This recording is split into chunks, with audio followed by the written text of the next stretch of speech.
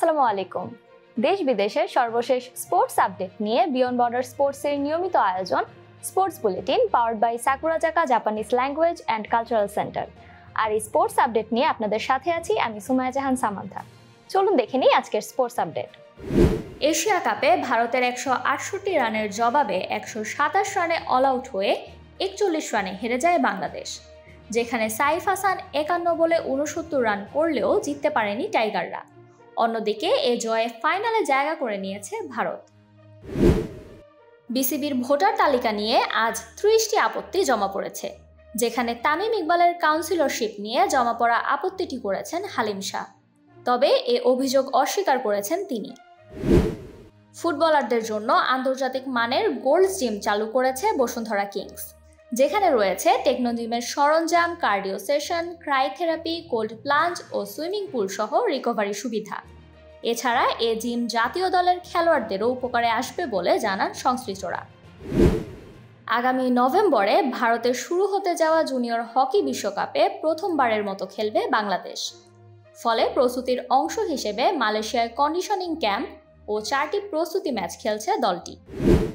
জাতীয় চ্যাম্পিয়নশিপে 210 কেজি ওজন তুলে সেরা নারী ভারোত্তোলকের পুরস্কার জিতেছেন মাবিয়া আক্তার সীমান্ত। 69 কেজি ওজন শ্রেণীতে স্ন্যাচে 92 ও ক্লিন অ্যান্ড জার্কে 118 কেজি ওজন তুলেছেন তিনি।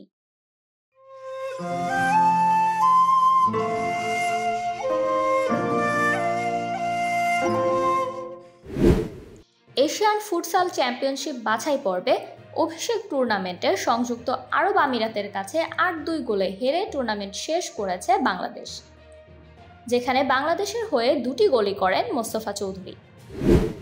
হাঁটুর চোটে আবারও দীর্ঘ সময়ের জন্য মাঠের বাইরে গেলেন বার্সেলোনার মিডফিল্ডার গাভি।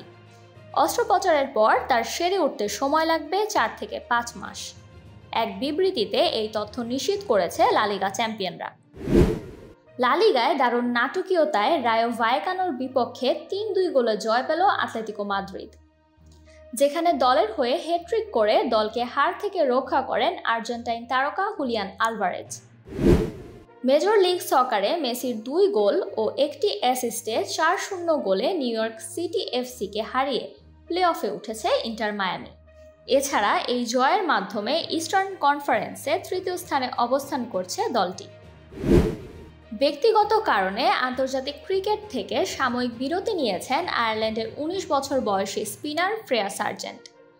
2023 সালে অভিষেকের পর 16টি ওয়ানডে ও 16টি টি20তে খেলে এ পর্যন্ত 33টি উইকেট নিয়েছেন তিনি।